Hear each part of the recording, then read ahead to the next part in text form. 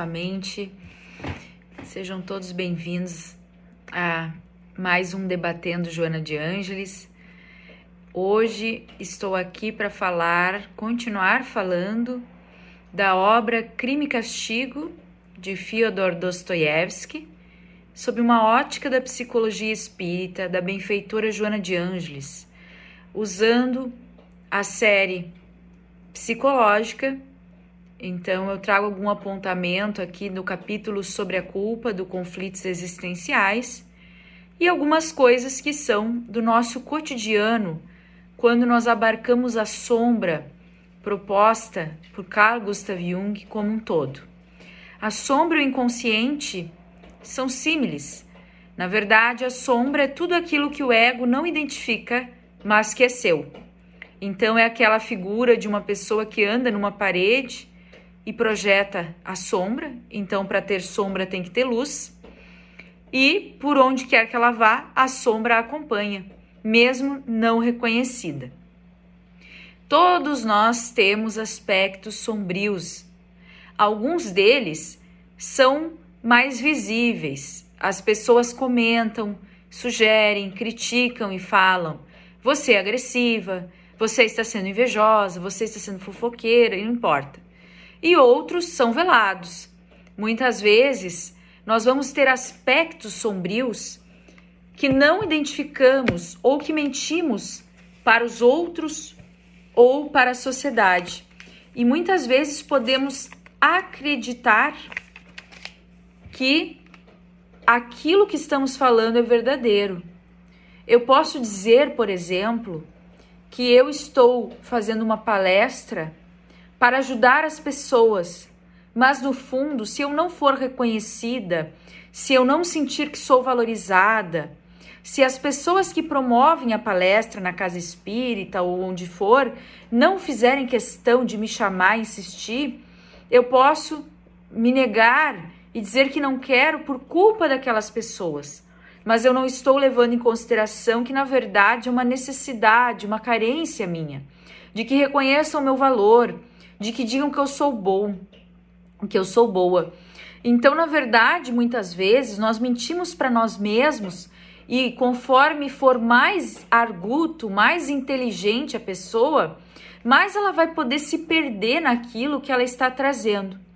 E eu digo isso inspirada num livro também, né? Mas numa palestra, que daí traz o livro da Von Franz, em que o Gelson Luiz Roberto, ele vai palestrar e que se chama A Sombra como Conteúdo e como Funcionamento.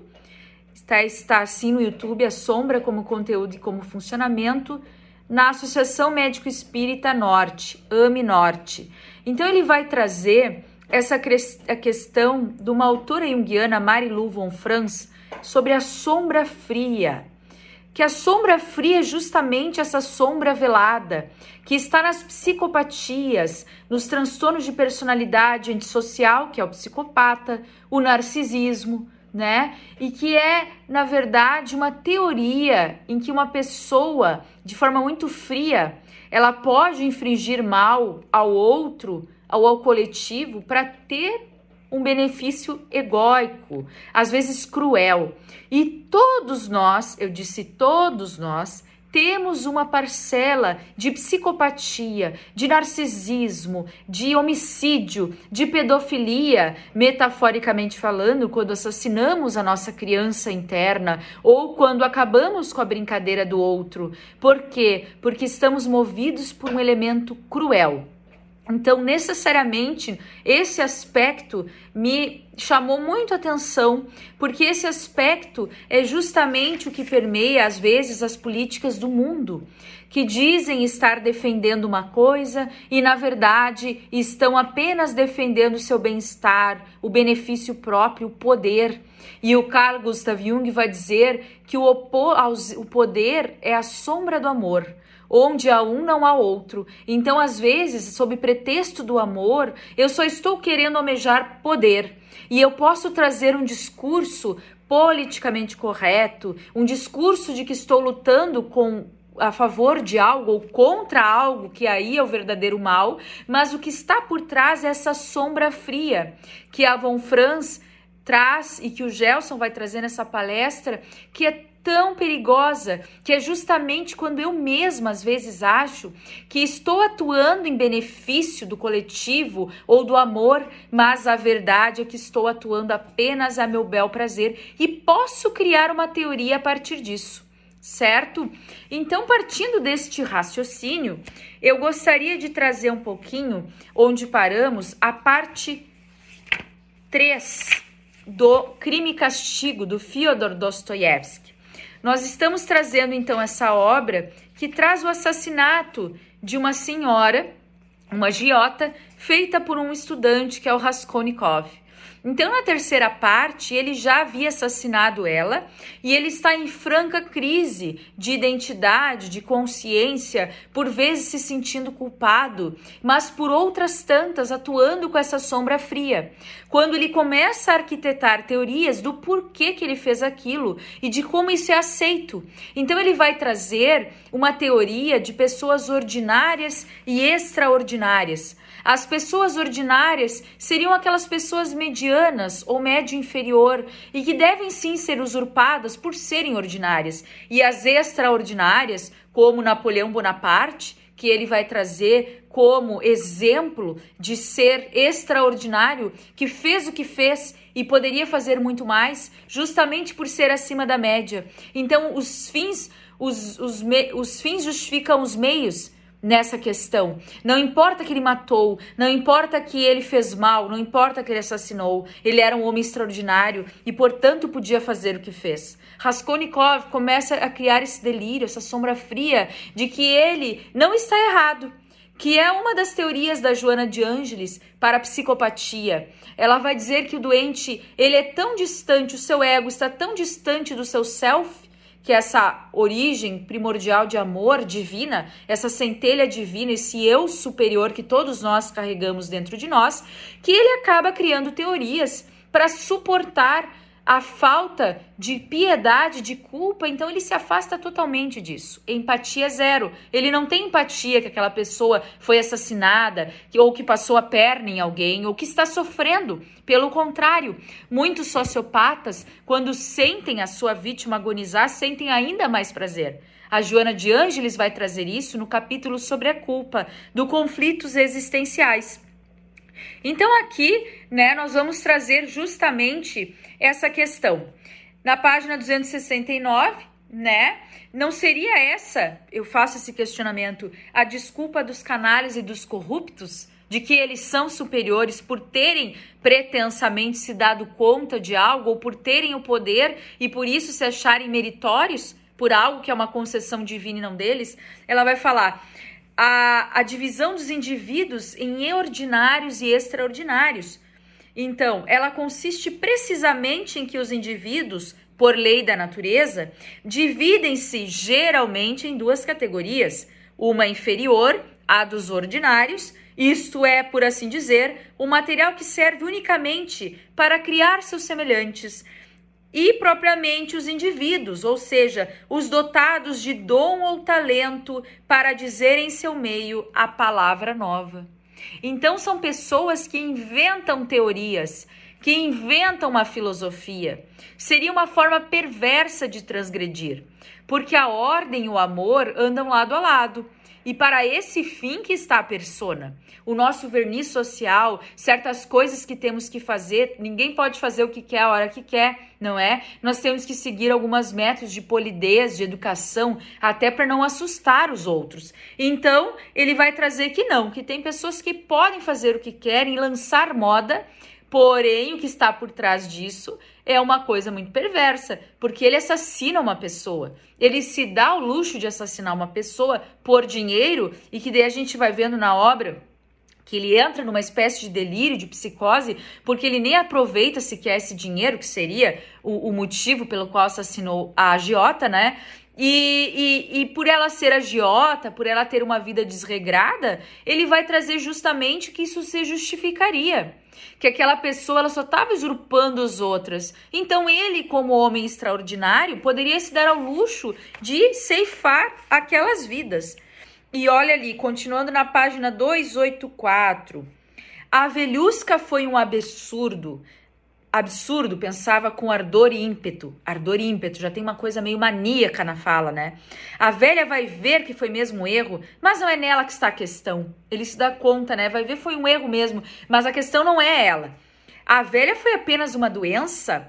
Eu queria ultrapassar o limite o quanto antes. Eu não matei uma pessoa, eu matei um princípio.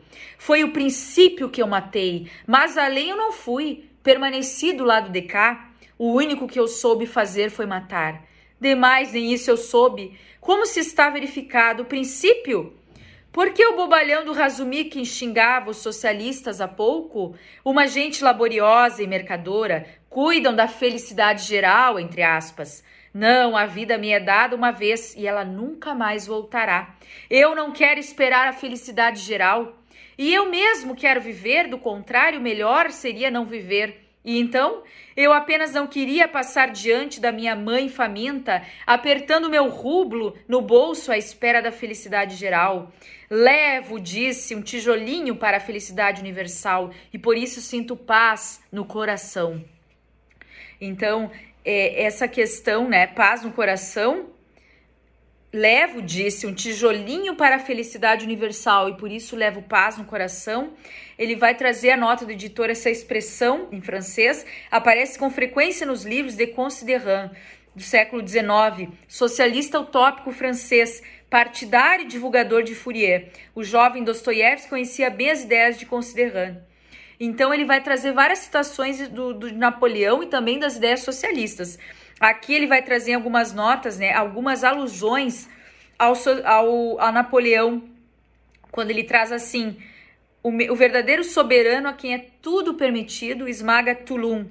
Então, nota do editor: foi em Toulon, no sul da França, que o então desconhecido Napoleão Bonaparte venceu sua primeira batalha, em 17 de dezembro de 1793, recebendo pela derrota dos royalistes, que é uma expressão em francês que eu pesquisei, significa monárquico, realista, e a conquista da cidade, a patente de general de brigada. Raskolnikov enumera mentalmente as principais etapas da carreira de Napoleão. Então ele vai trazer, em dia 13 de outubro de 1795, usou artilharia para sufocar em Paris um levante dos monarcas. A batalha terminou num banho de sangue, com o local coberto de centenas de cadáveres. Isso não lembra vocês a guerra? A mim lembra. Aqui ele esquece um exército no Egito. 1799, Napoleão deixou no Egito o exército que comandava e voltou secretamente à França com a finalidade de derrubar o diretório e assumir o poder supremo. Mais vidas que ele deixa e ceifa. Depois, sacrifica 500 mil de homens na campanha da Rússia. Segundo as notas de além-túmulo de Chateaubriand, dos 500 mil homens e da artilharia inumerável que participaram da marcha a Moscou, voltaram a Kovno não mais que 1.000 homens da infantaria regular e alguns canhões, além de uns 3.000 infelizes cobertos de feridas. Na biblioteca de Dostoiévski havia um exemplar do livro de Chateaubriand. E por fim, e se safa com Kalembur em Vilna. Tem-se em vista a famosa frase de Napoleão: do grande ao ridículo apenas um passo, registrado por Armand de Calembour em Memórias à Marcha de Napoleão contra a Rússia. Logo, tudo lhe é permitido. Não, pelo visto esses homens não são de carne, são de bronze. É interessante que os Dostoiévski ele vai deixar em itálico: soberano, esquece, sacrifica e tudo.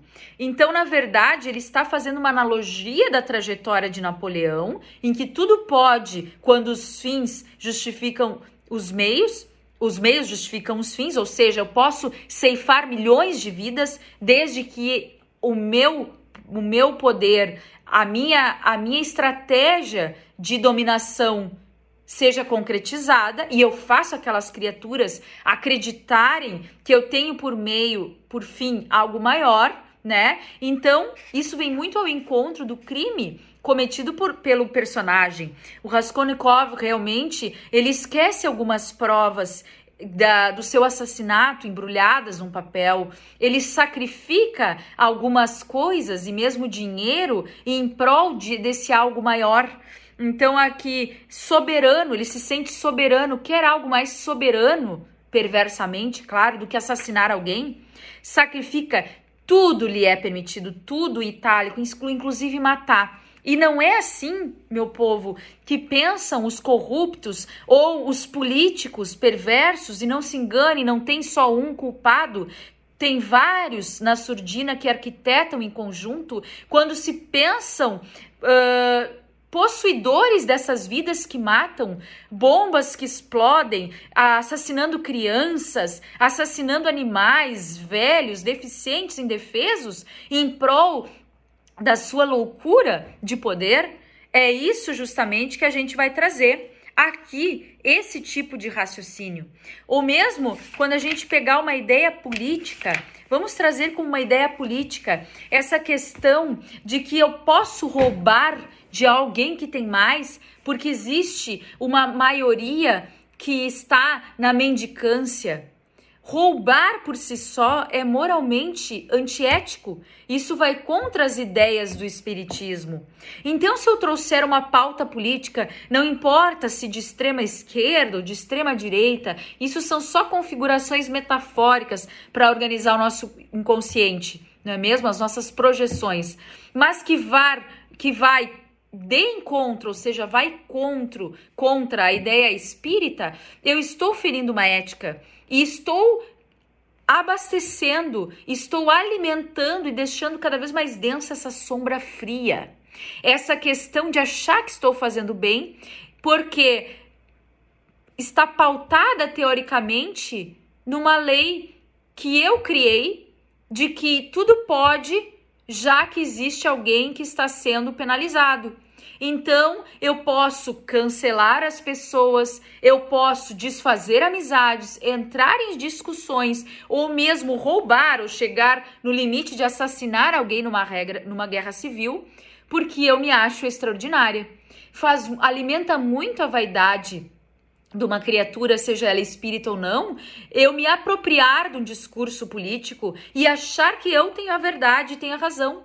Porque se eu tenho a razão, isso significa que eu sou uma mulher extraordinária. Olha o perigo disso. Mas a partir do momento que eu vou contra a ordem, ou quando eu desrespeito o direito de outra pessoa viver, de outra pessoa ter uma opinião, de outra pessoa errar, eu estou sendo sim uma déspota totalitária.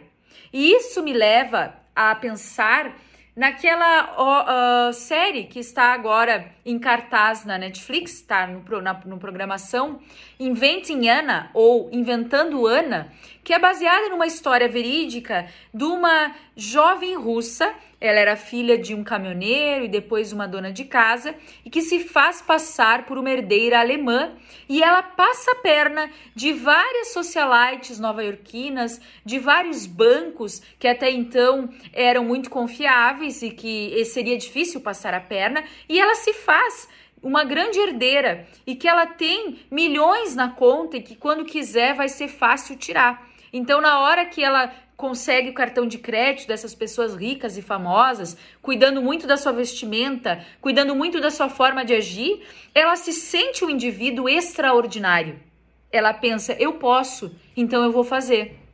E não importa que o outro vai ser lesado, é um sistema capitalista, é um sistema nojento, eu não estou roubando. Eu estou pegando o que me é próprio, porque eu sou uma mulher extraordinária. É isso que ela acha. Então é um transtorno narcisista, antissocial. Está muito interessante essa série para fazermos essa análise da sombra fria.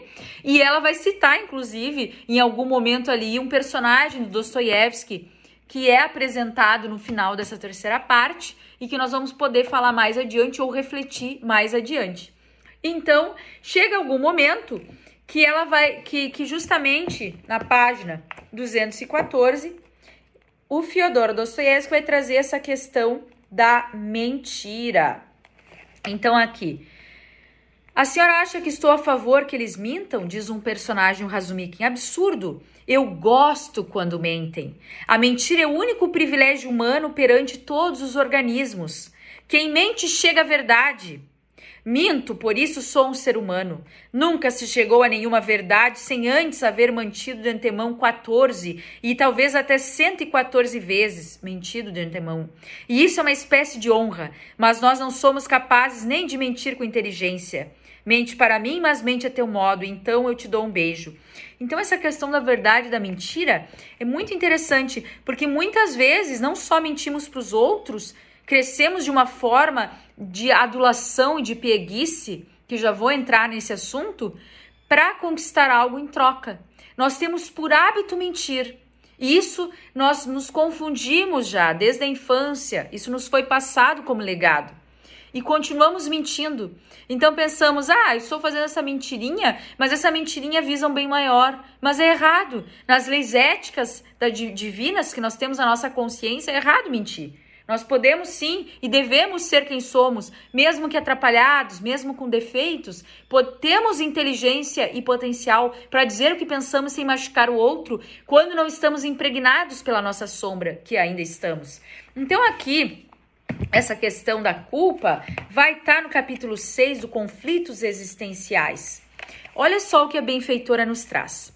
2 são as causas psicológicas da culpa. A que procede da sombra escura do passado, da consciência que se sente responsável por males que haja praticado em relação ao trem, e a que tem sua origem na infância, como decorrência da educação que lhe foi ministrada.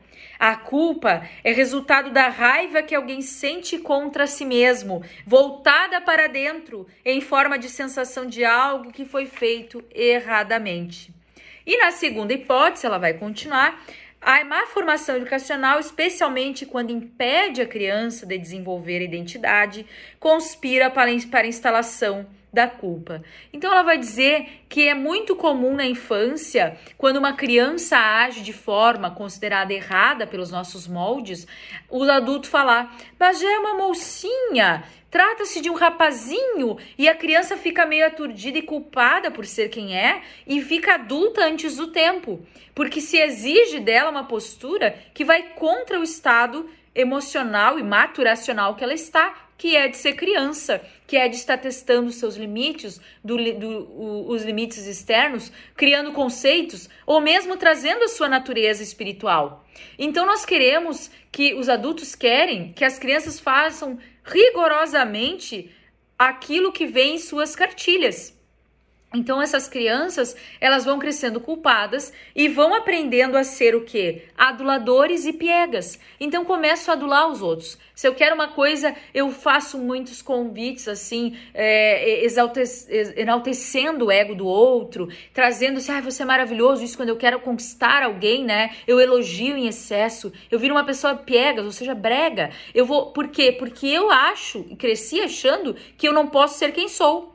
E ela traz assim, independente do conteúdo da criança ser um conteúdo ruim, ser um conteúdo desajustado, o adulto tem que então conversar com aquela criança, respeitando que ela também tem os seus erros e desacertos e coisas boas, para então entrar em comum acordo. Não é o que se faz, é muito raro a gente respeitar um outro ser vivo, né? Então essa criatura, ou seja, todos nós, somos constrangidos a ocultar a nossa realidade, vamos crescendo sem saber quem somos, levando isso para a sombra e nos tornando culpados, raivosos, porque não fomos contemplados em espécie. E aí os pais vão acumulando as crianças com jogos e brinquedos, que é um suborno emocional, né? E a pessoa vai criando sem a capacidade de dizer não, extremamente culpada e não produz nada de novo, certo? Então, eu tô trazendo isso também porque essa questão de culpa, ela vai vir também em algum momento, obviamente, né? E ele traz muito, o personagem do livro, quando entra nessa sombra densa, essa questão de que o indivíduo é vítima do seu meio. Quantos de nós não caímos nessa cultura do vitimismo de nós mesmos, nos protegendo sob prismas políticos e econômicos, e não que não vamos olhar para as injustiças ou ponderar sobre o que está errado, mas nós sequer podemos transgredir algo porque estamos falando da nossa própria sombra. Como é que eu vou mudar algo externo se eu não reconheço que o que precisa ser mudado é o meu interior? que eu preciso me emancipar do meu sistema educacional, que eu preciso transgredir aquilo que me foi dado como certo, como óbvio. Eu preciso assumir quem eu sou, assumir que há em mim também temas difíceis, temas que nunca foram olhados e por isso eu estou mais ou menos infeliz. Olha só, então na página 265, ele vai trazer ali começou com a concepção dos socialistas, uma concepção conhecida: o crime é um protesto contra a anormalidade do sistema social, e só e nada mais, e não se admitem quaisquer outras causas, e nada mais. E ele traz como nota de editora: fórmula muito corrente na crítica liberal e democrática e na beletrística de fins de 1850 e começo de 1860, que explicava as causas sociais responsáveis pela trágica vida vegetativa dos chamados homens supérfluos e pela morte dos talentosos representantes dos segmentos democráticos da sociedade no regime servil. A essa forma, Dostoiévski contrapôs a ideia da responsabilidade moral do indivíduo por seu comportamento pelo nível geral da vida ao redor. Daí se deduz diretamente que, caso se construa a sociedade de maneira correta, todos os crimes desaparecerão de um só golpe, uma vez que não haverá contra o que protestar, e em um instante todos os homens se tornarão justos. O indivíduo é vítima do seu meio. Muito bem. A ideia por si só ela é muito boa. Se nós estivermos numa vida ética e justa, né, onde não morre de fome num planeta extremamente abundante como o nosso, não há guerras e tem direito de viver, não há preconceito, as pessoas têm o direito de ser quem são, não haverá contra o que protestar e não haverá mais crime. Mas nós pervertemos isso quando, às vezes, até sob discursos políticos, nós dizemos que os saques das propriedades, eles se justificam, afinal de contas, uma vez que a pessoa não tem, ela tem que tirar a força. E esse pensamento não é cristão. Nós temos que cuidar que tanto do lado de extrema esquerda, de extrema direita, não importa como você vai chamar, quando nós não estamos tendo como uma base o cristianismo, nós temos como base a nossa sombra, aqueles elementos não contemplados e que vão vir camuflados em pensamentos políticos, em pensamentos distorcidos da nossa espiritualidade. E como eles precisam ser contemplados, porque a sombra precisa se expressar, ela é um conteúdo psíquico nosso, nós podemos agir de forma perversa e começar a defender daqui a pouco, eu vou começar a defender a guerra. Eu vou começar a defender que tem que castrar as pessoas, que eu sou a favor de pena de morte, que eu sou a favor de que haja intervenção, dos Estados Unidos, entendeu? Esse tipo de discurso que não é cristão, porque eu não posso me apropriar da vida de alguém, fazer como o autor fez ou como a Ana vai lá e faz.